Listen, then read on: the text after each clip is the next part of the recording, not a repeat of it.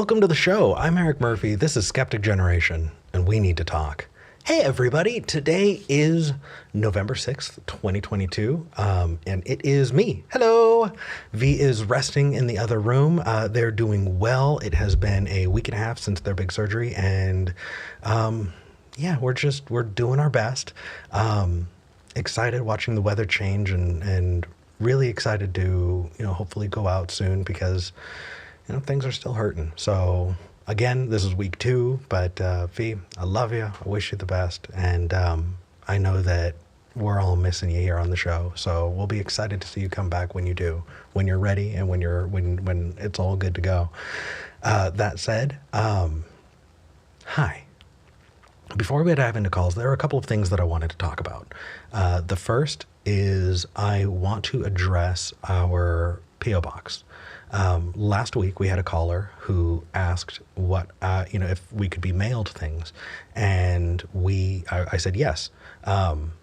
We had a P.O. Box, and it was something that we did our best to maintain. It turns out that it had not been maintained, and because of that I was not able to post the address to send us something. I sincerely apologize for that. I did not mean to mislead anyone, and we do want to try and find a working solution sometime soon in the future, but right now we're just not there. So I wanted to hammer that really quick. Another thing that I wanted to talk about was our show topic, and that is rituals and violence. I wanted to put violent rituals as the title, but I figured it would get demonetized immediately. So but let's talk about this. So the first is ritual. What is a ritual? Last week I said that having a coffee, making myself coffee every morning for a long time was a ritual for me that I really enjoyed. And I got a lot of pushback from people saying, well, if that's a ritual, everything's a ritual, and it makes no sense. So what does make something a ritual? Does it need to have a supernatural component? Does it need to involve certain things? I'm really interested in finding out, especially from the people who pushed back on that, because what do they view as a ritual? And what purpose is it? I worry that there are people who think that ritual is just a religious thing, or that it may be tied to, traumatizing experiences that a lot of us atheists, who have been, religious folks, a lot of us were religious at one time or another, may be triggered by. And I really want to explore that because I think that it's important for us to be on the same page. I don't want people to dislike holidays or dislike rituals because they think that that is purely in the domain of religion. I think it's very useful to people, and I want to see people explore and find their best versions of themselves, however that is, and get meaning and get, not just meaning, but get enjoyment out of the things that they do. I used to really, really push hard on the concept of community and community not being something that is owned by religion. And that hasn't changed. I still agree with that. I think that too many people view communities as strictly the domain of the church. And we can't do that shit, you guys. Come on. We build communities around things like Magic the Gathering. We build it around video games. There are so many guilds and discords. There are groups of people who are makers, people who build these incredible Etsy communities, or just friend groups, people you grew up with. Like, all of those are communities that are not religious. Those are by definition secular. And we're building those. So how come we can't liberate ritual and the meaning and importance of celebrating holidays? Well, how come we can't liberate those ideas as well? So I would love for anybody who has that pushback, call me out. If anything, I've tried to build myself, and especially, what I do on this show. I want to be an example of listening to, what the facts are and what other people's opinions are, and shaping my opinions based on the best evidence. So it's not like I'm just picking a fight here. I'm willing to listen. Now, the next one is violence. And that one really kills me. It really kills me because I see it a lot from, people on my, political side. V and I have not really been subtle about what our political views are. It's our fucking show. We're not part of another organization, and we don't owe it to anybody to like. So somebody had said a while back in a comment, "Oh well, this isn't the Eric and V show." Well, it kind of is. We're doing this out of our house. We're doing it with the support of all of you. So yeah, we kind of are. Now, when it comes to violence, I've seen a lot of people on the left who will try and take the upper road and the high road and say, "Oh well, I'm against violence at any point in time. I'll never resort to violence," or condemning it always. But the thing is, that's a really, really nice position to hold if you're not oppressed and there are no options. Again, that's why I responded to the call the other week the way that I did, because I do view violence as the last resort. It's what people do when nothing else works. I'm not saying that it's justified necessarily, but I am saying that I understand it. And because of that, seeing so many people whinging online about, "Oh, I can't believe somebody would," shut the fuck up, you guys. What the hell? If you really, really think that there's never a time for violence, I would love to see you call in and defend that opinion, because I don't know how you could hold that opinion unless you are so short-sighted and so myopic that there's no way that you could ever see that. Like, there are times when that is just the only option. And I don't see how somebody could not understand that. So I want to hear it. Before we dive into calls, though, I know I'm taking a lot of time here. I'm going to do my best to try and speed up and get to calls.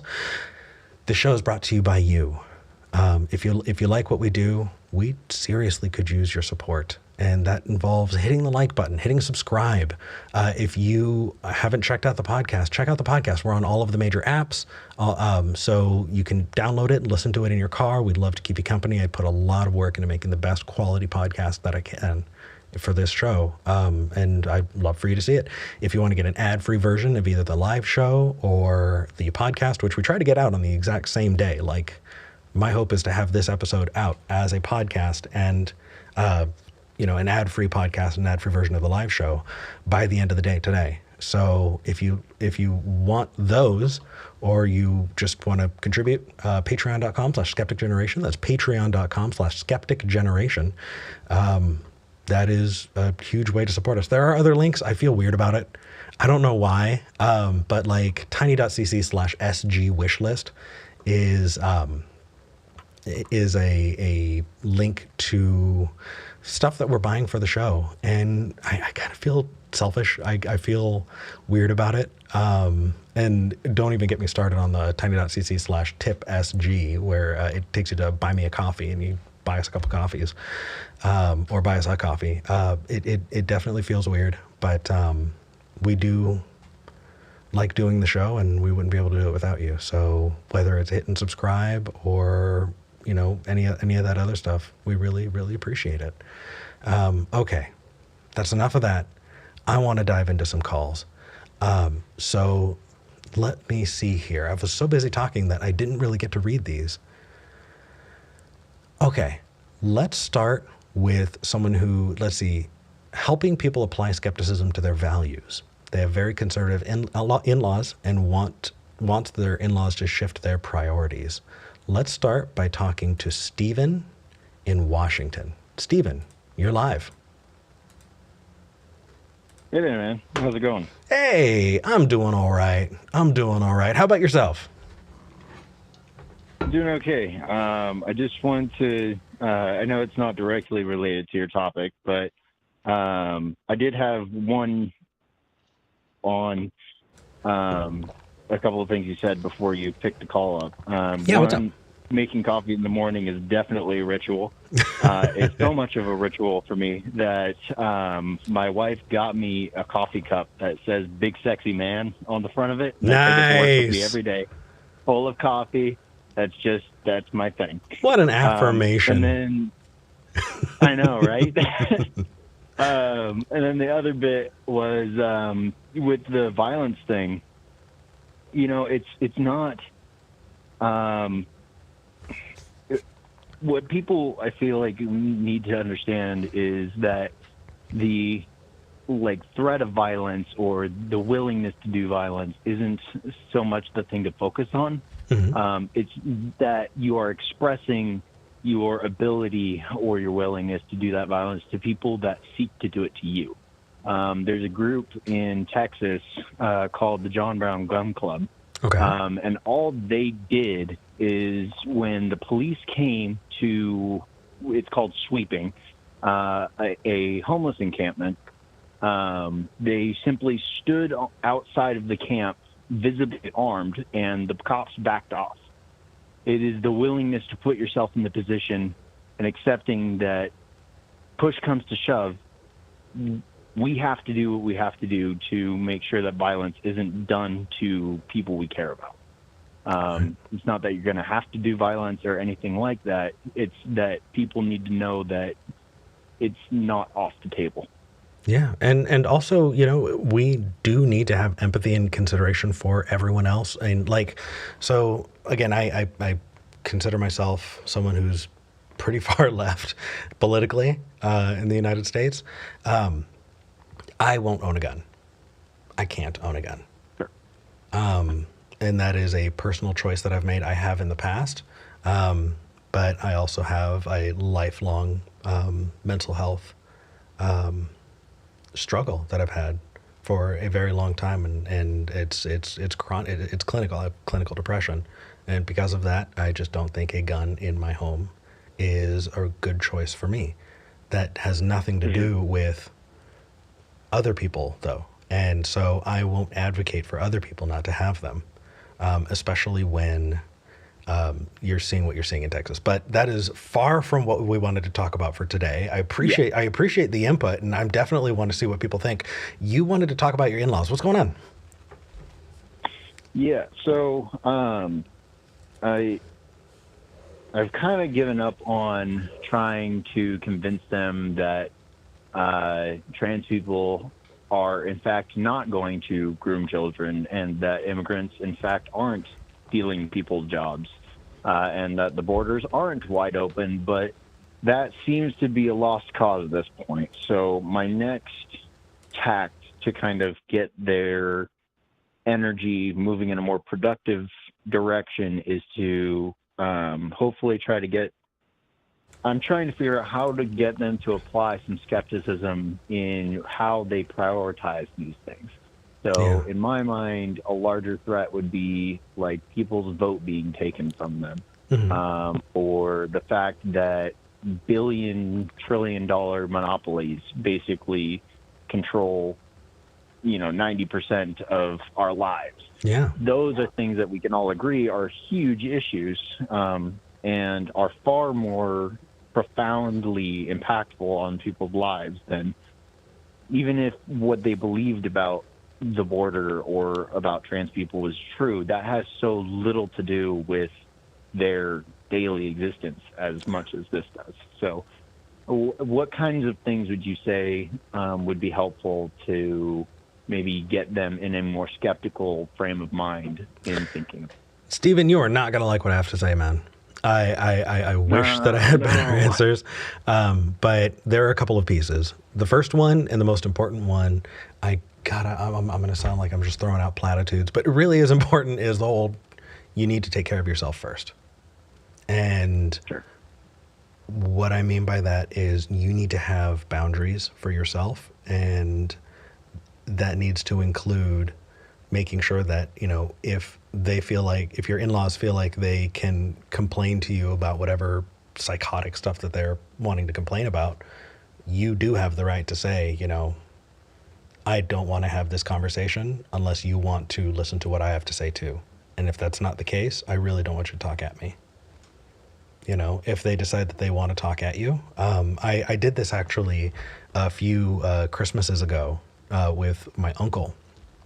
He's a Trumper, and he started trying to go into politics. And I looked at him and I said, I really don't want to get into a political argument with you. I want to spend time with my family. And this is not the time for it. I do not want to have this conversation with you. And about a half hour later, he pushed it again. And I stopped and I said, again, I told you I want to spend time with my family. Please don't prevent me. Please don't stop me from spending time with my family. I told you I don't want to have this conversation. Please don't force it. And holding that line for me at that time was important. So the first piece when it comes to that conversation with your in-laws is make sure that you're advocated for. Because if you're not advocating for yourself, it can spiral out pretty quickly. From there, the best thing that I think you can do is model. And it is not going to lead to everything you want. It's just not. But the best I think you can do is when there are situations where you could agree on things, to model skepticism and model it out loud. Oh, I didn't know this. Or anytime there is a question about something that's not going to get their hackles up, say, oh, let's learn about this together. Show them what research looks like. Find those opportunities to do that and model that skepticism in ways that they don't necessarily feel attacked by. I think that is the best way to start getting them on the road there. And then from there, there's no magic bullet, man. I do know that if it's something you push, you may wind up damaging that relationship with them. And that's entirely up to you, but it's that I wish I had more. No, I appreciate that. That's what you talked about, modeling that behavior. That is definitely something I could definitely push for more. The funny thing that I find is the kind of double-sidedness of a lot of their arguments when it comes to research is basically anything that agrees with me is objective, factual science, and anything that disagrees with me is clearly biased by the liberal media. So it's I think trying to fight that a little bit more, because if you can't get somebody to accept what is objective, like peer-reviewed science, then it's just going to be a really hard uphill trek from there. So maybe that'll be the first thing I work on and see where things go from there. I mean, here's the thing though, is so when somebody calls and says, oh, I have a niece or a nephew or whatever, how, and my sibling is very religious, how do I help my niece or nephew? I don't necessarily say go behind their parents' backs, right? But be that safe place for them to go to. In my life, I have someone close to me that I love very much, who's a family member, who is really into conspiracy theories. Really into, was circling the Q drain.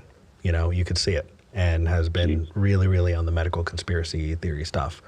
And I realized that the more I pushed it with them, the more I was just damaging my relationship with them. And it has been about 1.5 years, 2 years, and I recently spoke to them.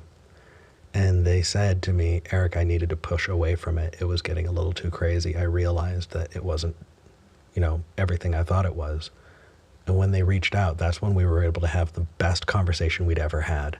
Not because I had pushed it until they finally accepted it, but that I was there when they were ready to have the discussion.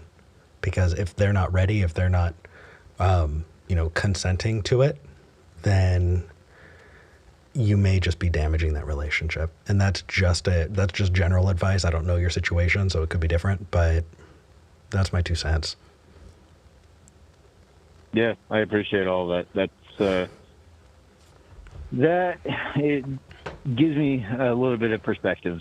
And, maybe it is just going to be a waiting game. They're older folks. So it's entirely possible that they never actually get their head back above the Fox News tide. But no, but there's always hope. There is, and also I think, like, obviously I'm not trying to give too much information about this family member of mine because I know that they are personally uncomfortable about, me talking about them on the show. So what I will say is we had an interesting part of our conversation was I asked, for your friends who are still really, really into this conspiracy stuff, do you think that it makes them happy? And my family member was like, no, it makes them miserable every day. I don't think people go to those things because it makes them happy. And hopefully, I really hope that you can help, at some point, but let them know that you're there for them to reach out to. And until then, one more thing, Stephen. One more thing before we move on to the next caller. Really important, actually. It just popped in my head. So I'm, I don't know why I'm going into story time. We got like a million callers who want to talk about things, but I feel like I want to kind of just share. I grew up with a stepdad who was awful, right? And a mom that wanted to change him. And I think for the longest time, she was in love with the person that she wanted him to become and not the person that he was. And that had a really big impact on me. And when it comes to your relationships, if I were to give advice, based on what I've experienced, don't have the relationship with them that, with the person that you think you're going to change them into. Because you're setting yourself up for a real, real bad time. You can change that relationship as things change, but if you try and have a relationship with someone that doesn't exist or that you hope will exist someday, you could really be setting yourself up for disappointment. You're not doing that. You're not doing them any favors. You're not doing you any favors. But okay, I know I need to move on to the next call because we've got like a whole bunch of callers. But Stephen, I'm really glad you called, and best of luck to you. And thank you for your other opinions on all that other stuff. Yeah. Take care. All right, have a good rest of the show. You too. I told Stephen to have a good rest of the show. That feels like when a server says enjoy your meal and you say you too. That made no sense. That feels awkward. Huh. Stephen, I hope you have a good rest of your day. Okay. So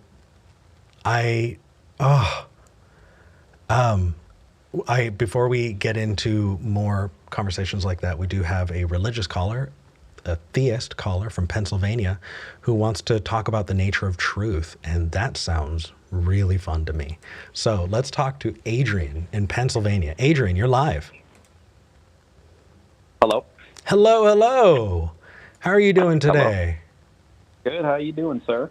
Doing all right. Give me just a second to get you set up in the lower third. I'm hosting and I'm also producing the show and all of that right now. So I'm a little scattered, but as I get you kind of dialed in, what did you want to talk about? I want to talk about the nature of truth today. Ooh, that is such a juicy topic. Okay, the keyboard's not working. I'm just swapping out the keyboard. Okay, the nature of truth. And are you kind of viewing it from like a religious bent from like talk to me, set us up for a conversation.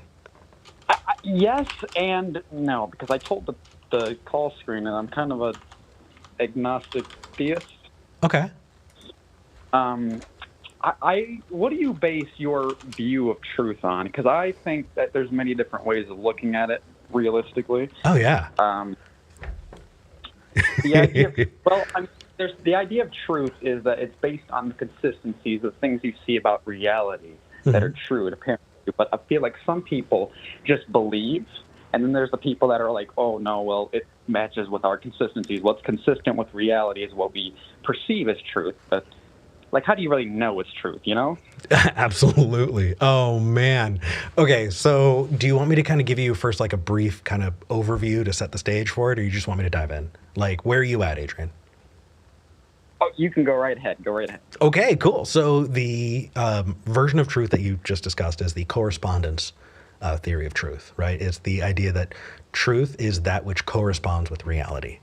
And so we check something out, we ask somebody else to check something out, you know, and we look for consistency in the evaluation.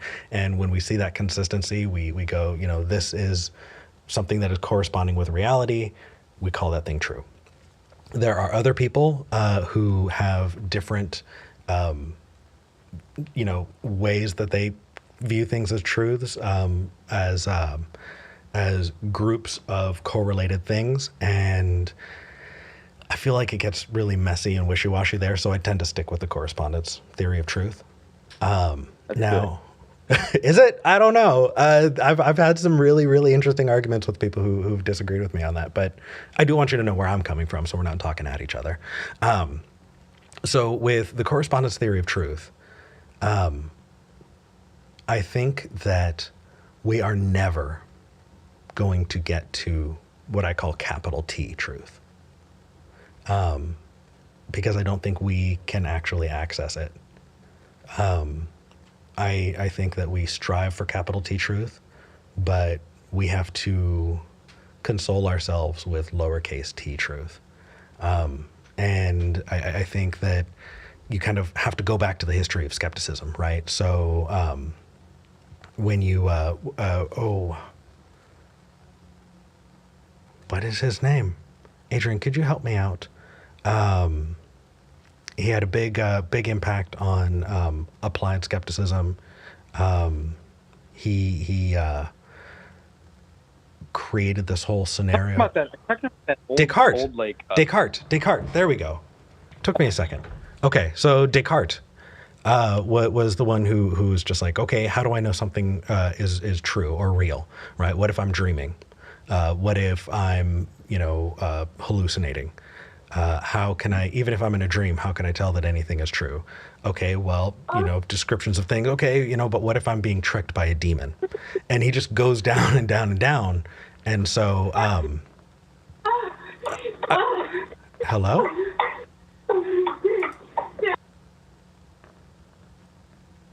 Huh. That's interesting. So we had a troll caller who had a really interesting conversation. Maybe I was just getting boring. Yeah. That's really, really depressing. Because I really would have loved to have that conversation. But it sounds like Adrian either got bored and didn't have anything to add, or I don't know. How sad. Adrian in Pennsylvania, I'm dropping that. I'm not even going to bring that up. That's really disappointing. If somebody wants to call in about the nature of truth, I'd love to have that conversation. But Adrian, you shot your load a little early. That's disappointing. I guess it can happen, but all right. Let's move on and talk to Nick in Tennessee. It says, at what point does self-care or self-indulgence become immoral? Where do we draw the line? I like that. Let's explore it. Nick in Tennessee, you're live. Hey, good afternoon. How's it going? A little bit tired, but otherwise good. I get that. So what did you want to talk about? Where are you going with the immoral thing? Yeah, so I was having a conversation with a theist recently, and he was arguing that morality, goodness, is the spending of your time and efforts and energy and whatnot for the betterment of others. And I was like, okay, I can get that. Philanthropy, that we generally agree that that's good. Okay. If somebody kind of self-sacrifices for the community, we say that that's good. And he then kind of took that a step further and said, thus, spending any time on your own self-interest or on your own personal comfort or whatever above what is absolutely necessary for you to continue serving others is indulgent, hedonism, immoral. And I was like, I don't agree, but I thought it was kind of an interesting viewpoint to talk about. And ultimately, It really the conversation is. with that guy just kind of went round and around and went nowhere. But I thought I'd bring it up here and see what you thought. Yeah. Okay. So I want to be perfectly honest. I was scanning the call queue and trying to do this at the same time. So can I repeat what you said back to you to make sure that I'm on the same page? Yeah. Okay. Certainly. So it sounds like you were saying that like taking care of. Actually, you know what? I think I'm going to botch it. Could you give me that one more time? I'm really embarrassed about that, but I feel like I'm Sure. not going to get to a good conversation if I No, don't hear that hey, again. you're multitasking. I get it. No worries. I apologize. So his argument was that, like, we both agreed that spending your time and your energy helping other people is good. Okay. It's good to think about other people, to put them first, I guess. Generosity and philanthropy are perceived as good things. He took it a step further and said, anytime that you are participating in an activity that's not for the betterment of others, that's just for your own gratitude or self-interest, then you are spending that time doing something immoral because that is time you could be helping other people, and you're not. And so I was like, I don't agree, but so I guess my question then is, at what point does self-care and like making sure that your bare minimum needs are met transition into greed, gluttony, like the kind of thing that we see billionaires doing, and we're like, all right, that's wrong. Sure. But the relationship between the billionaire and us is quite comparable to us and starving children in foreign lands. Yeah. So, are we just as bad on a different scale, kind of? Okay, so I think what this is doing is it's creating a situation where it's either you're moral or you're immoral. Either you're doing something for other people or you're selfish. And I think that if you do that, the term moral and immoral, like those terms completely lose usefulness. So what is the null position, right? The null position would be neither helping nor hurting other people. Right. If we were to look at, the framing of the way you're talking to your friend about this, then what would, if helping people is moral, then I would imagine immoral would probably be hurting people, and the neutral position would be the negation of those. So I would say the neutral position of helping someone is not helping someone. The neutral position of hurting someone would be not hurting someone. But if you would view that neutral position as immoral, then I think that comes down to obligations, Nick. What are people obligated to do? What should we expect of other people? I think that if I treated the world that I felt everyone was obligated to help each other all of the time, I would be setting myself up for a lot of disappointment. Not only that, but I would be miserable. I mean, I don't think I could do that. And I don't expect that from other people. And so I guess where I would go in that conversation is, does your friend expect that of everyone? Does everyone need to be good all of the time? Does everyone need to be helping others all of the time? Is sleeping immoral? Is eating food immoral? So Yeah. he said that like there is a minimum level of like self-care, like you have to eat, you have to sleep, but anything beyond what you need to keep going in the effort of helping somebody else is then indulgent. So what? And he didn't say that everybody needed to do it so much as he said that that was what the moral goal or standard would be, is devoting yourself to helping other people. It's like, if you don't want to do that, it's fine. You're just not being moral in the time that you are acting in your own self-interest or whatnot. So I can actually, I can feel that, because I think that I had a similar worldview at one time, and I don't think it did me any favors, because it sounds like Oh, certainly not. no, because number one, you get this moralization of indulgence, right? Taking care of yourself, sorry, is somehow hedonistic, and hedonism is to be avoided. Well, if that's the case, I don't think that altruism is necessarily, I don't think you help others just to help others. I think people help others because it makes them feel good. It makes them feel good about themselves as people. It makes them feel good about what they're doing, in that community, helping it. You do get something from being altruistic. And so Right. if you had person A who donated food and clothing because of, that, and they didn't feel good about it, or someone who, does the same thing, donates food and clothing, and it makes them feel good, is one of them somehow better? If they both donated food and clothing, should we be taking one over the other? You know what I mean? I think when it comes down to it, we shouldn't be moralizing that way, because it just, yeah, no, I totally disagree. And I know you do too. So the piece that I would give is give situations where someone, like I said, if somebody does something for quote unquote selfish reasons, or, their version of altruistic reasons, which one is better? Is one morally better? And I don't know. Did it kind of shake up your view of morality? How has this affected you? No, it hasn't really affected my view. I'm aware that when I spend an afternoon playing Dungeons and Dragons, that I am not making the most moral and ethical use of that time. But a person can be athletic without training to be the number one Olympian in the world. A person can be knowledgeable without training to be the next Stephen Hawking. Okay. So a person can be moral without trying to be the next Messiah or whatever, for lack of a better word.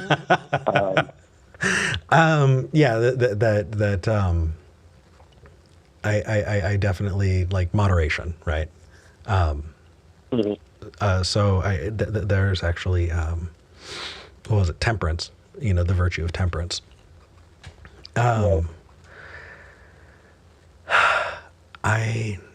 don't know. I think that I would not put that on you. I would not define you as immoral because you spent the day playing Dungeons and Dragons. Right. Because I don't view that of other people. I don't view someone as immoral because they took their kids to the park. I don't know. I feel like you need to account for the null position. Not being moral is not the same as being immoral. Right. There is such a thing as amoral, right? If you make a peanut butter and jelly sandwich, is that moral or immoral? It's amoral. It doesn't have anything to do with morality. Well, I mean, if a person wanted to get technical, they could look into the origin of the peanut butter and the jelly and the bread that you're using, and if you buy them from some factory farming kind of thing, and blah blah blah. So, No, moral ethics. I still disagree. I think that's virtue. I think that for somebody to look into those things and then think that they're actually making a difference by choosing whether or not they're going to make a peanut butter and jelly sandwich, what they're doing is performing for themselves what they think makes them a good person. But it doesn't actually have anything to do with the morality of it. It has to do with your self-performance. And we perform for ourselves all of the time. It's something that I'm constantly working on. Is I feel like I need to perform productivity for myself, or I feel like a bad person. And so I'll do things to keep busy, even if I don't have to, and no one's watching, because I feel like a bad person otherwise. But that's not morals. That's something that I view as virtuous. And I'm trying to break those things apart. No, let's call that let's call that virtue, but not morals. Yeah. I'm not familiar with the distinction between those in that way. So, I always kind of thought, and it's partly because of my Judeo-Christian upbringing. Yeah. But that moral or ethical behavior was virtuous behavior. So depending on the philosopher. No, I got you. Depending on the philosopher, you're right. The way that I define virtue is it's what you perform for yourself to feel like a good person. So let me give you one example. I'm not going to give you a ton of examples because actually, Nick, I'm writing a book on this and I want to leave stuff for the book. Right. But let's take, I got it. Let's go with humility, right? I think that a lot of people think that being humble and having humility is really, really important. And so when they do something really good at work, let's say, they shy away from taking credit or they downplay their achievements because they don't want to come off as boastful, right? Prideful. And that may feel good. It is something you are doing for yourself, but what's the ultimate impact of that? The ultimate impact of that is when promotion time comes, you get skipped over because nobody remembers how much work you put in because you downplayed it or hid it, hoping that other people would find it. You weren't doing those things conspicuously because you wanted other people to view you as moral. You wanted to view yourself as moral. It was a performance that you put on for yourself. And because of that, that humility was something you viewed as a virtue, expecting other people to view it as virtuous as well, hoping that's the case, but that's not always the case. And so that's why I draw the distinction, because if I use those synonymously, then I don't think I'm able to have as nuanced a conversation as this. Yeah. That's interesting. Yeah, right? Yeah, no, I definitely would not classify that as moral. And again, when you get into that binary thinking, if it's not moral, it's immoral. You need to make room for amoral. There are just lots of things that have nothing to do with morality, and they're just what they are. Yeah, I think part of his argument comes from that Bible verse. I imagine a large part of his argument comes from that verse. Knowing to do good and not doing it is sin. Yeah. If you know of something that you could be doing and you're not doing it, that's wrong. And so I can see where that wove its way into his philosophy. Oh, yeah. But kind of having a hard time arguing against it because no, I should be allowed to play games instead of helping poor people. Fuck, I feel like a bad person, kind of. I got it. So the way that I would approach that is bring up Ruth. Talk about Ruth. Because Ruth also contains a whole lot of, this is how you should be. This is what a perfect wife or mother, this is what a woman should aspire to, right? They're entirely unattainable.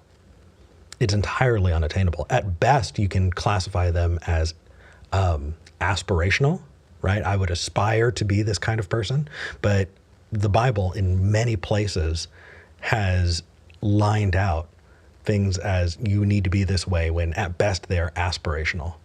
But it creates a system where it's impossible. It's an impossible standard.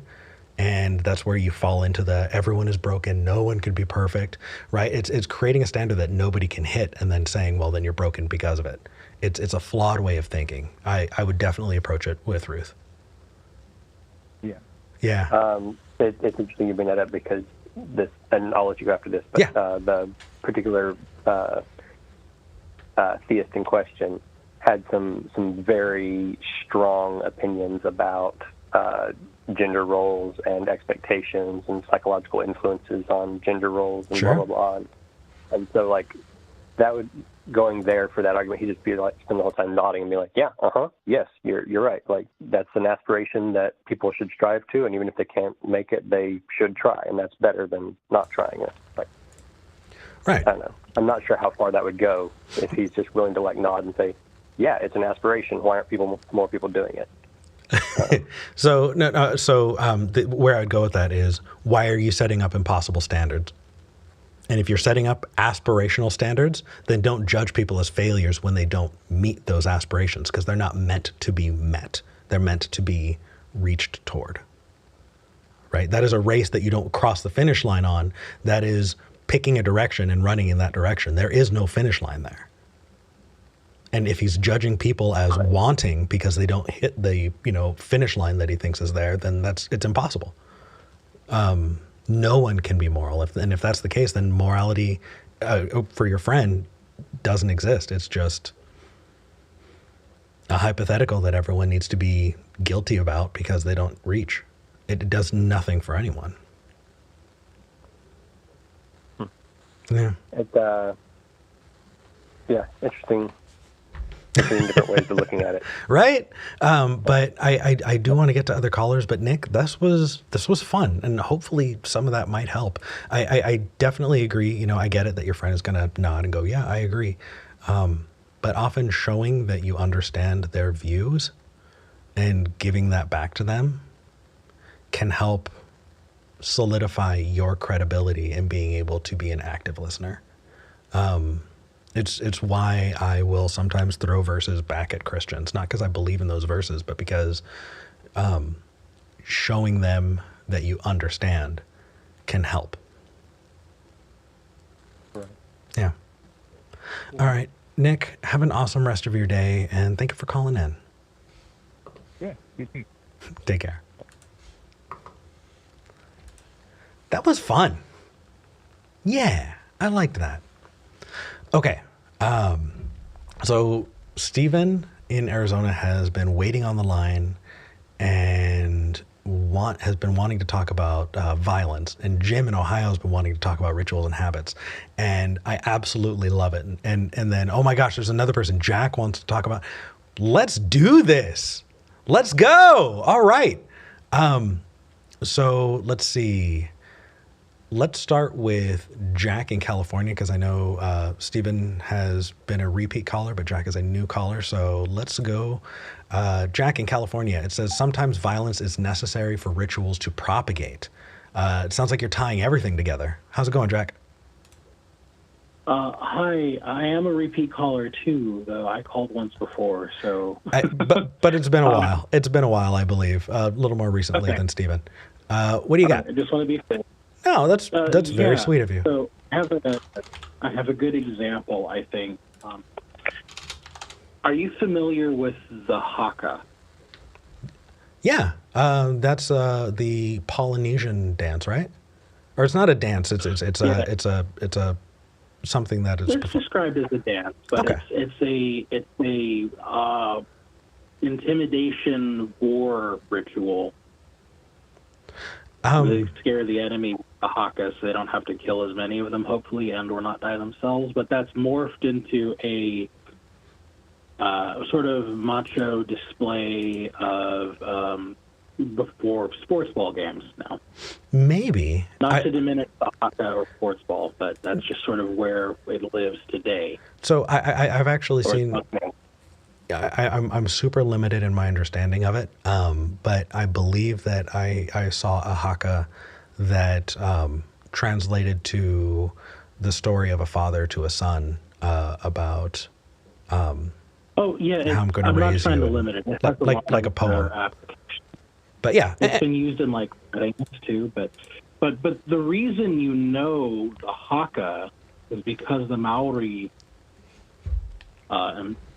still have, well, what am I trying to get to?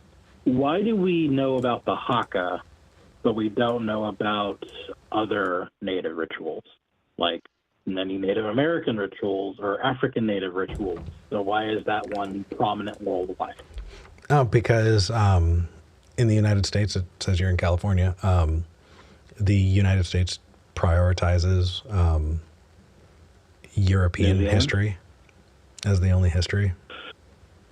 You're kind of close to what I'm getting at. Here's what I'm getting at. What's up? So the Maori and the British fought a lot because the British were colonizing, and they could not colonize the Maori.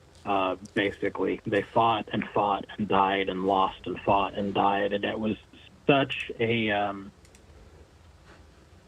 it was going so poorly for them, they basically just gave up and let them keep a large part of inland areas around New Zealand and said, fine, you win, we won't bother you here. So the Haka exist as a sort of cultural touchstone with that culture because they fought damn hard to make sure they weren't erased. Okay. So that's kind of what I wanted to present to you. Sure. So, kind of the way that, oh, I'm getting a lot of clicking on your end. That's okay. So like kind of the way that Dawkins had kind of laid out the meme theory of things, how ideas and rituals propagate, or continue. Is that kind of where you're leaning, or? Yeah, kind of. Because so, like, if you were to ask me, like, what a ritual is, I'd say any activity which sort of is not strictly necessary for the survival of a group or species, but is a very important part of how they have intra-communication within that group. Let's like a ritual can be something really small or something really big, but yeah, the way they propagate is. Go ahead. Oh no, I was going to say let's stick with people groups. I have no idea about ritual in different species, but go on. Sure. Well, all I'm kind of getting at is that the reason I'm bringing up the Haka and Maori natives is I'm native. I'm U.S. native, U.S. tribe, but our tribe basically doesn't exist within the cultural awareness. You know, people of the U.S. know a lot about Japanese culture. They know a lot about European culture. They may know a lot about other cultures. They don't really know much about native culture, even though they live here, right? Yeah. But that's because our people were shut up in tiny little useless plots of land, which if they ever found anything useful, they were kicked out of again, right? Well, and broken and decimated and forced to assimilate. Yeah. But if they had thought, maybe that would be different. Now, whether or not a ritual deserves, or we could talk about this idea of like, because you asked the question, is violence necessary? Well, I mean, if you want to preserve your culture, let alone propagate it, yes, it's necessary. Is it necessary for it to persevere in the first place is a different question. I might be getting too broad with that. No. Sorry, I muted myself so that the clicking wouldn't be too loud, and then that just left us with an awkward silence. I apologize. So there are a couple of things that I want to push back on. I definitely, this is not me saying that violence is never necessary, but I definitely think when it comes to continuing culture, like the first thing that I thought about was the Philippines.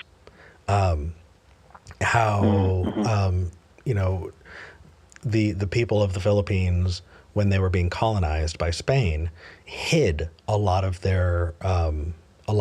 what they did culturally in things like dance. And so that's how you have something like eskrima and tininkling, I believe, is kind of, there are ways that cultures have hidden those rituals and propagated them without necessarily requiring violence.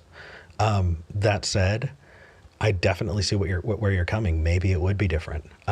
V talked to me about a book that they were reading, and it's something that I would love to kind of push on, forward to you. I don't have all of the info with me right now, and that's why I kind of muted myself to see if I could pull it up.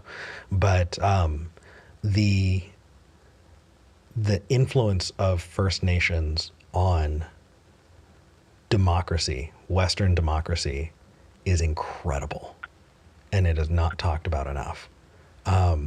After the show, I'd love to talk to V, get some of that info, and maybe pop it in the description for this clip.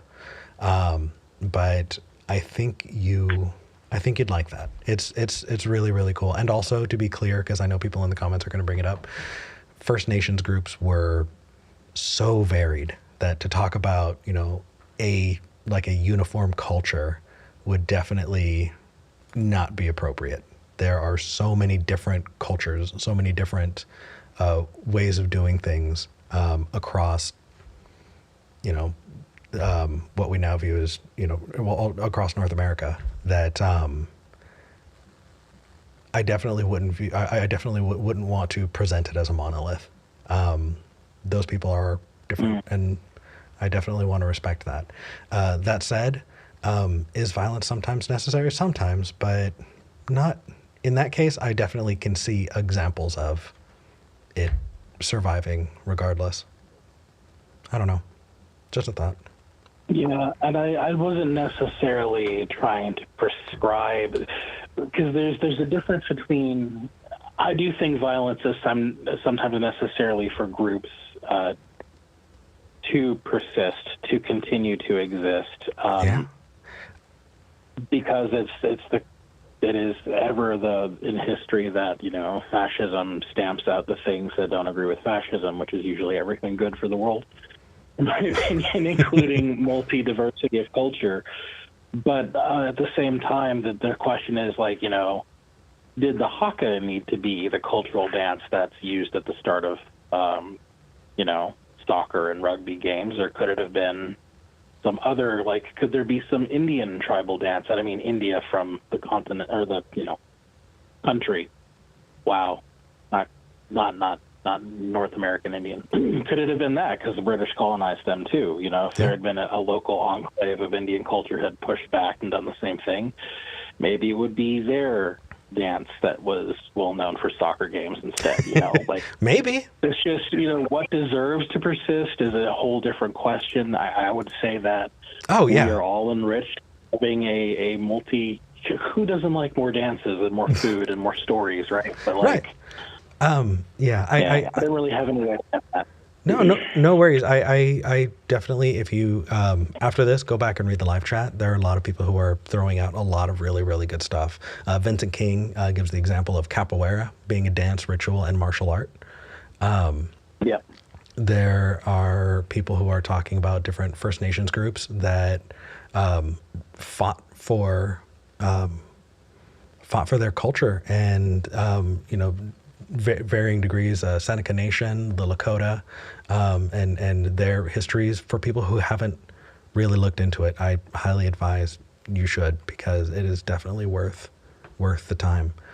Jack, thank you for calling in. I don't feel like we necessarily got anywhere, but it was fun to talk to you about it. Thanks, Eric. Have a good one. You too. Take care. Yeah,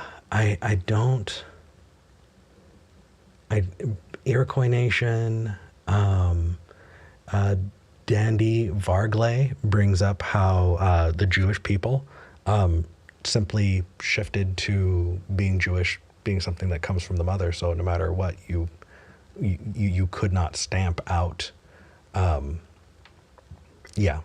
it's going to get real dark real quick, so I'm just going to move on. But if anybody has things that they want to add it to the comments. Give people places to look in and research and learn more, because we absolutely need to. We should. Okay, let's get on. Jim in Ohio wants to know what the difference is between a ritual and a habit. And I think that is really important. That is something that I was called out on in the comments. Jim, you are live. Morning. Good morning. First of all, this has nothing to do with what I'm calling, but your statement at the beginning of the show about the P.O. box, I never thought you were misleading me. Oh, but it's not just you, it's other people too. I said that we had it, and it turns out that wasn't true. And that, I need to own my impact. My intent wasn't to mislead, but the impact of what I said I understand. is misleading, and I want to own that. I appreciate your empathy there, Jim. Thank you. While I was waiting, I told the call screener that I wanted to talk about ritual and the definition of spirituality. But while I was holding, I had three possible subjects, and it occurred to me maybe I could tell you what those three are, and you could decide which you want to talk about. Well, let's go with what's in the notes, because I like the difference between a ritual and a habit. That sounds right on board with kind of what I had asked for at the beginning of the show. So I'm pulled it up right now. The definition of a habit is This is from Oxford Languages. A settled or regular tendency or practice, especially one that's hard to give up. So when I brought up coffee and cigarettes, I could definitely see that falling into the definition of habit. Ritual, a religious or solemn ceremony consisting of a series of actions performed according to a prescribed order. In that way, I could definitely imagine a lot of people, how they make their coffee being a ritual, right? It could be considered a solemn ceremony of actions I can see that. performed according to a prescribed order. The thing that I think I want to kind of point out there is, could it be a habit for some people and a ritual for others? Absolutely. Absolutely. Some people put a lot of thought and time into their coffee in the morning, and that may sound silly to some people, but it's really, really not. Hell, when V and I first started our relationship, V got this crazy coffee device. I forget what it's called, but it looks like it belongs in a science lab. You put a Bunsen burner underneath, a flame underneath, and it filters the water up this chain, and there's this whole process to it. And by the time you're done with it, you're not just enjoying the coffee. The process of doing the thing really, kind of brings you into this feeling of, being present, and also appreciating the coffee. And there's an experience there that I think it's not just, I need my caffeine. It's taking the time to do something like that, taking those steps and feeling good about yourself afterward. I feel like it's something that taps into our lizard brains. And there are a lot of people who get that out of ritual. And yeah, it almost feels like it's like a brain hack, something that we can do that we can get benefit out of. Go ahead. I can see that. By the way, that machine you were talking about, are you talking about that espresso machine? No, not. But yes, I could see that with espresso machines. But I'm trying to see if somebody puts it in the comments. Space Barbarian says that their AeroPress is a ritual. There are definitely people who are sharing their views, but I'm sorry. I guess what I was commenting, what I would think about is, yes, our rituals are unquestionably religious, like the Catholic Church, all their rituals. Yeah. And like you said, just there's other, I guess you would call them non-secular rituals, like what you said about making your coffee and doing your morning routine. So secular means non-religious, so they would be secular rituals. What did I say, non-secular? Yeah, no worries. It's like saying irregardless. It happens. But I meant to say secular. I gotcha. So yeah, I guess I meant non-religious. Yeah, no, I got you. Yeah, it's something that really blew my mind, because I absolutely placed ritual in the realm of religion. But the more that I've seen it impact people in my life, the more I'm realizing that most of us have things we treat as rituals, something that makes us feel grounded or present, something that makes us feel like we're, I don't know, it's a performance you do for yourself that can feel really good. And I have always been all about, stripping away from religion things that people say only religions can do, right? You don't, only religion, some people would say only religions can provide the community that people need. No, we can provide each other community. And so that's what they want us to think. Yeah. That's what they want us to think. Yeah. And so I feel the religious community. Agreed. I feel like it further disempowers that stranglehold that I see when we can take ritual from them as well and view it as something that we can do without them. It doesn't need to be supernatural. And I like that. Okay. I know you're busy, so I'll understand, but do I have time to make a quick comment on violence? A quick comment? Quick, and then we'll move on to the next call. Go ahead. Well, I always think that violence should be always a last resort. But there are times when violence is necessary. And I always think about Hitler. People tried to negotiate with him. people tried to reason with them. They just took it as a sign of weakness, and all it did was encourage them. There was no way to stop Hitler except through violence. Yeah. Well, yeah. And I think that there are microcosms of that. It doesn't need to be that big for it to be justified. No, I was just using that as an example, like your Yeah. family, defending your families, defending yourself. Absolutely. Absolutely. And there are entire communities that are the victims of violence, and yet they're being looked down on when they use their last resort, which is violence. And I don't think that's appropriate. So, agreed. Thank you for your impact, Jim, your input, Jim, and appreciate the call. Thank you. Take care. Thank you. Bye. Bye. Jim's a nice guy. Okay, Sajid in Canada, one of my favorite callers. I definitely want to make sure we take the time to talk to you. You want to talk about religious neo-nationalism. Hey, how's it going? Hey, I'm doing okay. So what about religious neo-nationalism, and what is that?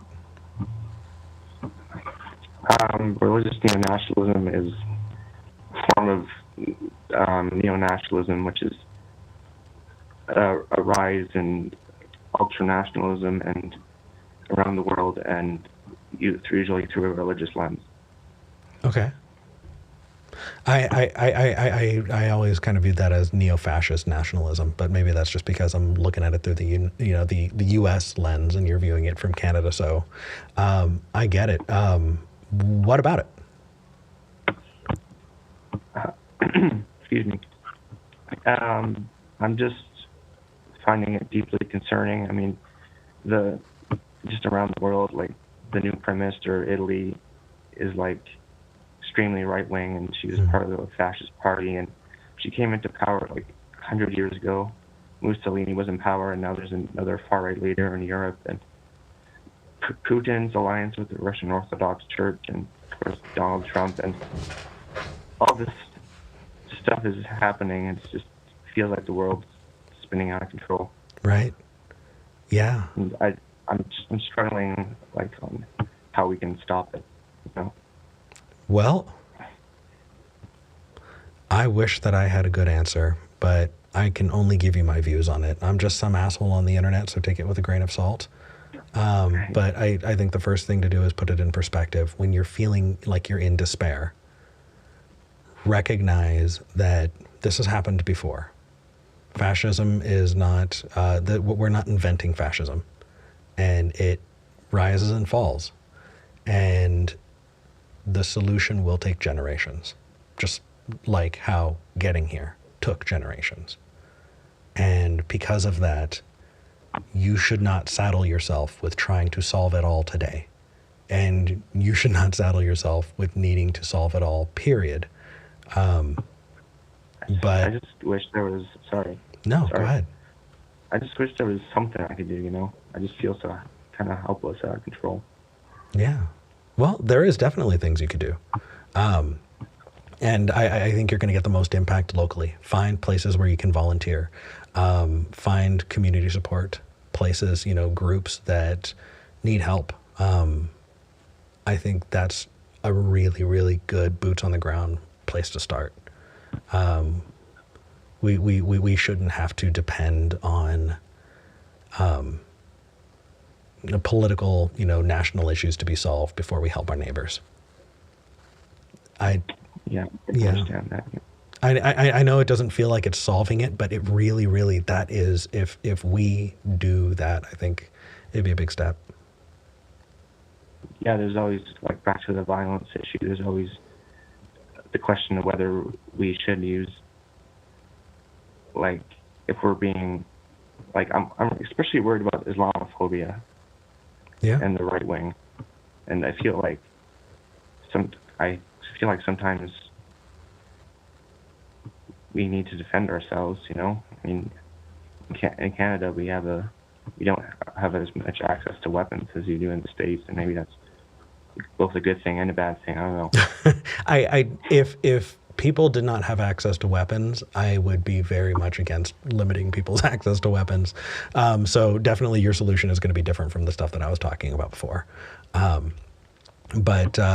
No, look up groups that are that are doing activism. Find where you can drive people to protests. Find places that need hands and bodies. I don't think there would be I don't think it would be hard to find. But countering bigotry and fascism, we need more people on the ground. There's only so much stuff that, political talking heads or assholes on the internet like me can do. Get involved, get active with the local group. If anybody in the comments, is there a specific place in Canada that you're comfortable saying that you're at, or no? Like what are you comfortable sharing what province you're in? Yeah, Alberta. Alberta. Okay. Here's very conservative. Here's we just elected a new right-wing leader. So here's the deal. She was voted in. No, not voted. Anyway, it doesn't matter. No, that's okay. So for people who are watching, if you know any groups in Alberta, I'm sure that there are plenty. Put that information in the comments. Put that information under the clip. It's going to be out in a week, so that we can share that around. Sajid, I hope that you can find something there to get active. Doing Maybe your I'll part. hang out in the. Oh, no, go ahead. Sorry. Maybe I'll hang out in the Discord after too. Yeah, that definitely sounds good. I will not be able to join the Discord just because I've got to go. I want to go make some food for V after the show. But I hope people can join you and help out. Thank you for calling, Sajid. And Thanks, Eric. That sense of helplessness, you are not alone. The best we can do is keep busy and be that person on the ground. It doesn't feel like enough, but sometimes that's all we can do. Yeah. Okay. Thanks so much. Take care. Thank you. Bye-bye. I want to hug him. I want to hug Sajid. Sajid, from Austin, Texas, we're sending you hugs. A lot of times I feel helpless too. And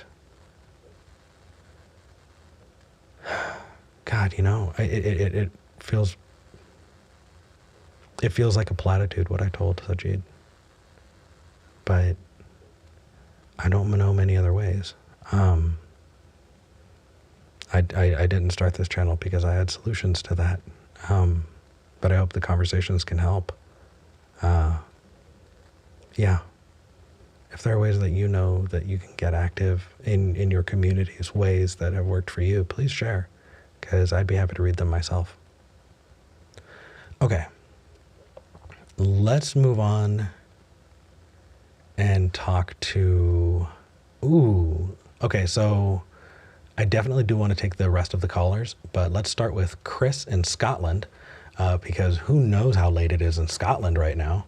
Wants to talk about paranormal experiences. Chris, you're live. Hiya, it's great to be back on the show. Hello. Okay, so what do you got? Okay, so I've heard that a lot of paranormal experiences seem to happen in the London Underground, and they seem to think that is some combination of certain frequencies of light or sound mixed with, because it's deep underground, whatever mold is growing in the tunnels. And it seems that certain frequencies of light or sound can have an effect on the brain, which can make you feel more uneasy, they can make you feel more nervous, and can even trigger visual hallucinations. And that obviously mixed with the mold seems to create a lot of paranormal experiences in the underground. Maybe. Now I wonder, so ghost hunters use a thing called an EMF meter, which measures electromagnetic energy in the area. Sure. I wonder, could certain frequencies of electromagnetic fields, could they create a similar effect to light and sound frequencies that are correlated with paranormal experiences? Maybe. And combined with mold or whatever else might be in these places, it's something that I've been thinking about a lot. And it's in places that you wouldn't necessarily expect there to be a lot of EMF, so you might initially think, it's ghosts. But, again, as I say, it could be partly mold. Now, if you look at the Edinburgh vaults, there's very little air circulation down there, so it's quite possible there's some kind of mold growing there, which could be causing something of a, that could be causing some kind of hallucinations or experiences, as well as I'm not sure if they're running on the same power as Edinburgh or if they have a backup generator. And if they have a backup generator, then it's quite possible that that is emitting this frequency which has that sort of effect. And it's just, I was wondering if you'd heard anything similar. Yeah, absolutely. Here's my take on it. I definitely see where you're coming from, but I wouldn't say that all of those things need to be there for someone to have what they would call a paranormal experience. Paranormal in general is really, really nebulous. It's just so kind of amorphous that you can ascribe so many different things to it.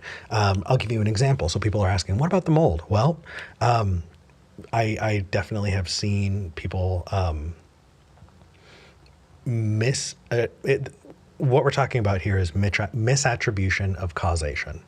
And so if you have spores flying around in the air and it gets caught in a picture and you see, orbs in the air or something, right, you can misattribute the cause to paranormal, quote unquote, but that doesn't need to happen, right? What if you are hallucinating, right? That could be another thing. You have misattribution of causation. People who are trying to go, I'm using an EMF reader and I think that I saw something. Oh, must be paranormal. You have all of these different things that people use to point to proof of the paranormal. But if any of them are missing, that's okay, just as long as some are there. And there are so many different explanations to it that people don't explore. They don't explore the other possible explanations before coming to the conclusion it needs to be paranormal. And that is just human nature. We naturally look for things to back up our viewpoint, and because of that, we need to make sure that we're cognizant of our bias and trying to look out for it. But I think that a lot of people who ascribe to paranormal experiences, misattribute the cause. I don't think that you need to have a mix of mold plus light plus power lines somewhere for a paranormal experience. I think any of those or none of those. In fact, I've definitely talked to people who have just misremembered things over time. They keep accessing that memory in the fishtail. The fish just gets bigger and bigger and bigger until you're swearing that you saw something that you would not have said the day after the experience. So it is nebulous. I don't have information about the examples that you gave, but I could absolutely see that as possible non-paranormal explanations for the things that people have seen. But for people who are watching, because the whole purpose of this is for people to explore skepticism, is when you do come across somebody who says that they had a paranormal experience, for people who are watching who think that they've had a paranormal experience, how much went into looking at the other possible causes of those experiences? And are we justified in coming to the conclusion of it being paranormal? I think that's what it kind of boils down to. I think you're right. I don't think that you necessarily need to have certain frequencies of light or sound or EMF or mold to cause you these hallucinations or whatever. I think people sometimes are just very susceptible to experiencing this stuff. Honestly, I think most of us are. If you psychologically prime somebody for an experience, they are much more likely to have that experience, not because it's real, but because you've primed them. But Chris, I do have one more caller that I want to get to before the end of the show. Was there anything else? Of course, I understand. Yeah. Thank you. I know you usually have to stay up late for these calls. And anyone in Scotland? Not really. It's only about 7 p.m. It's okay. You're fine. All right. Well, thank you for calling in. You're welcome, and thank you for having me on. Have a good day. You too. All right. So this one goes back to violence. Oh my gosh. Okay, so here's the deal. We've had like 3 callers calling about when is violence appropriate. If you are in the comments disagreeing and you're not calling in, we're giving you the platform. So I don't know what to say, but let's talk to Stephen in Arizona. It says in the notes, there is violence we feel good about. Shouldn't that change the math in regards to whether violence is acceptable? Stephen, you're live. Good morning, Eric. Good morning. Okay, so are you trying to say that feeling good about violence makes it more acceptable, or that we should be careful about it? What's going on? No, well, at the beginning of the show, you had mentioned oppressed groups and how liberals tend to take the high road in saying that all violence is wrong, that we should always talk out things and so forth. And I definitely consider myself to fall into that category. And then you brought up how there are oppressed groups around the world who have no other choice but to use violence. And I think there's a difference in how we look at violence, that there's violence that we are happy about or can support or justify, and then there's violence that we don't. So, and your last few callers, actually, except for Scotland, brought up about violent situations where in some cases we feel good about it or certain things make sense. I think when you're talking about a conquering force coming in, whether it be the Nazis, whether it be the Americans, when we see people fighting back against that, using violence defensively, we're on board with it as a society, we'll just say, not necessarily liberals, but just in general. And then you have the fascist violence that we're experiencing in this country. I live in Arizona. We have armed people at our ballot drop boxes right now. So there's intimidation, which is more subtle. We're not on board with that, or at least you and I are not. I can't speak for everyone else, and I'm speaking for you, I'm assuming, that that's not okay. But I think about what occurred to me as you were talking about it was Stonewall.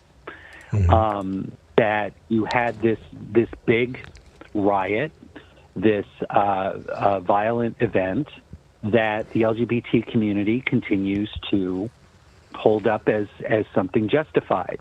Now, you can make the argument that they were reacting to violence that they were experiencing as well. So is that why we're on board with it? So I think there are sides we take in whether we support violence or not, because even with the LGBT thing, think about the women's movement in the United States and how long it took for them to get the vote. There were not mass armies of women attacking the men who wouldn't give them the vote. They worked within the system. They convinced people.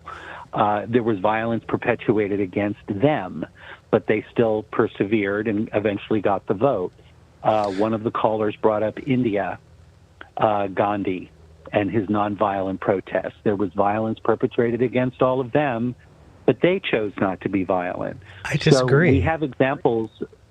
We have examples where you don't need violence, where even the violence is being perpetrated against you if you don't respond in kind. We see that as justified. But we also have this other group of people where we're saying, yeah, violence here is justified, whether it was Stonewall, whether it was any armed revolt against an oppressing force, whether it's Ukraine against Russia, whether it's what's going on in Iran right now with that poor woman who was just took off her headscarf and, so go ahead. I'm sorry. I tend to ramble, as you know. No, that's okay. I do want to push back on a couple of things, though. Number one, Sure. When it comes to violence, let's take a look at Gandhi, right? There was a lot of violence going on. There was a lot of fighting back, including from Gandhi. Violence against yourself is a thing, right? Starving yourself. People who choose to, you take a look at people who self-immolate in protest, right? That is violence, right? And those things do happen. People look at Martin Luther King, but they forget that we wouldn't be here if it wasn't for Malcolm X. We look at women's suffrage and everybody, you cannot tell me you haven't heard of Carrie Nation, right? Carrie Nation Carrie Nation, for people who aren't in the United States, was famous for carrying a fucking hatchet, and that had a lot to do with women's suffrage as well. I feel like we tend to lock on to the nonviolent people because we view that as aspirational, and we tend to push the people who wanted to fight and who did fight physically for what they felt, what they needed, right? Like, I don't want to sweep under the rug the violence that did happen and that helped make, a safe place for those people.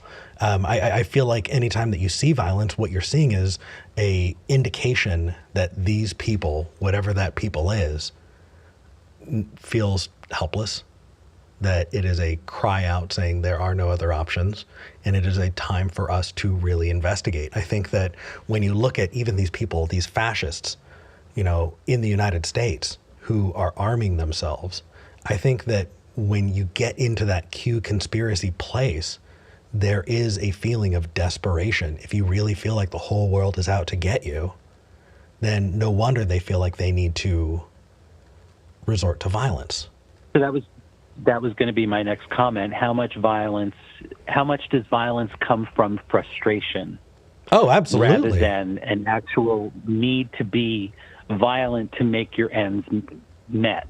Well, I don't think I don't think those are mutually exclusive. I think I absolutely see places where they coincide. But I definitely think that we should not put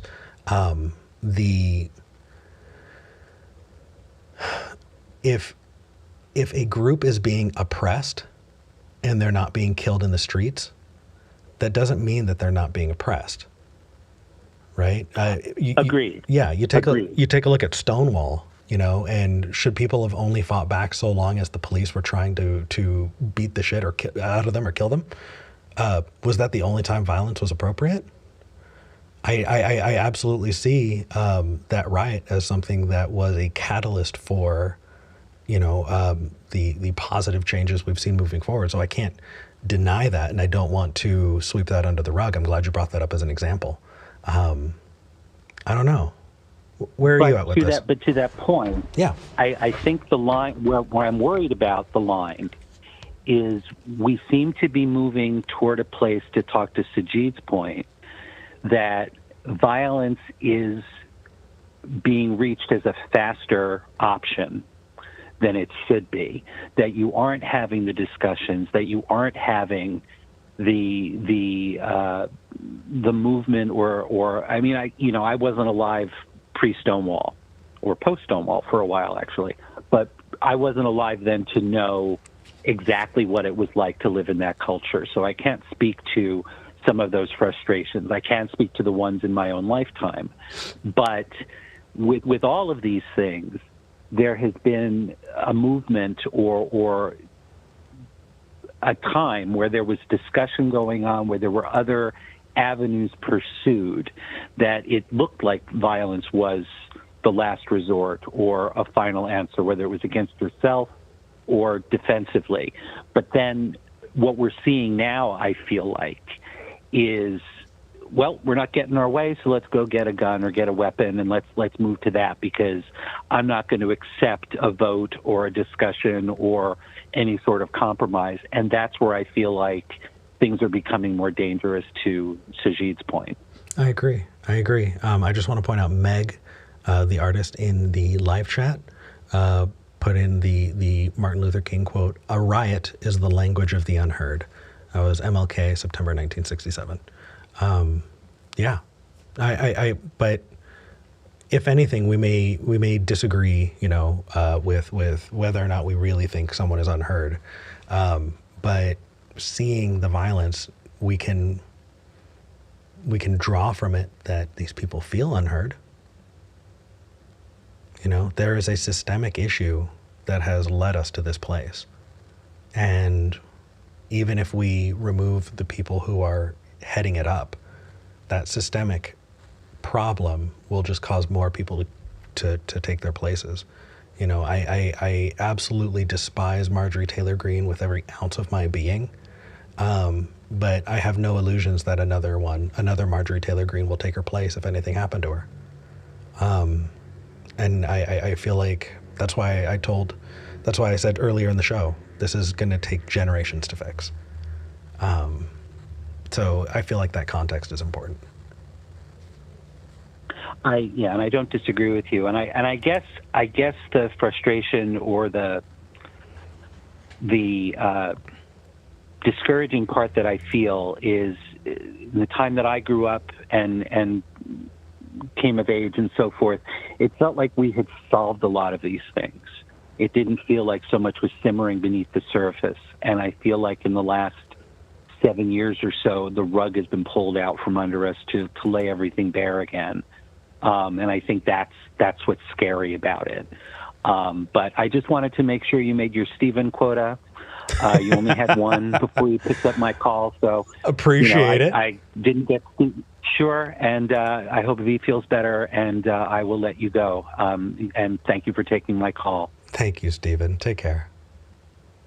Take care. Someone in the comments brought up that people riot when their favorite team loses a game. It's not necessarily the language of the unheard. I agree. I think that the axiom of when you see violence, taking the time to listen, I think is a good ought that I have. And I think that it's important. Are you always going to listen to people who are right? No. But I think it's a good first step. Alrighty, y'all. This has been an interesting episode. But I'm gonna go make my partner some food. Thank you for joining me. Before we move on, I do want to read Super Chats because I remembered this time. Yay! Grumpy Old Man sent $20 and says, "Do what thou wilt shall be the whole of the law. Morality is ultimately subjective, despite society's objective standards. The reality is humanity will always choose self-preservation over the collective well-being." Sad? Yes. Yeah. A real person sent $1.50 with a banana. Thank you, real person. Muldred sent $6. Thank you, Muldred. Says, "Avoid contention, grasshopper, but sometimes the heart must be a warrior. Wisdom of kung fu." Sarah Dye sent $20. Thank you, Sarah. Says, "I have a serious predicament here in Utah. I exposed lies even though he won't win. Only one is for reproductive freedom." I don't know what that means, Sarah, but I hope everything is okay over there for you. And thank you for being here. Thank you for contributing. M. Doug sent £5. Thank you. M. Doug says, "Coffee from a thick-rimmed cup just feels wrong." So wrong. Does it count if it's a really, really big cup, though?